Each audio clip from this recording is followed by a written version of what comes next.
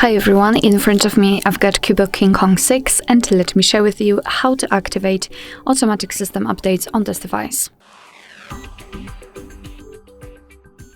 So let's start with opening the settings, and here we have to scroll down to the very bottom to find About Phone.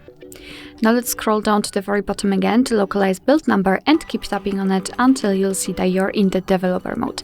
If you want to learn more about the developer options, I highly recommend to check our tutorial about it. So now we can go back to the general settings and enter the system, tap on advanced and enter developer options. And here in those options we have to scroll down just a little bit to find this option, automatic system updates, and simply tap on the switcher to activate it. So from now on, since this option is active, your device is allowed to apply the updates whenever it will be restarted. So you do not really have to manually update your device. However, remember about restarting it from time to time so it will have a chance to download and apply the updates. Of course, you can turn this option off just by tapping on the switcher again. Alright, so that will be all. Thank you so much for watching. I hope that this video was helpful, and if it was, please hit the subscribe button and leave the thumbs up.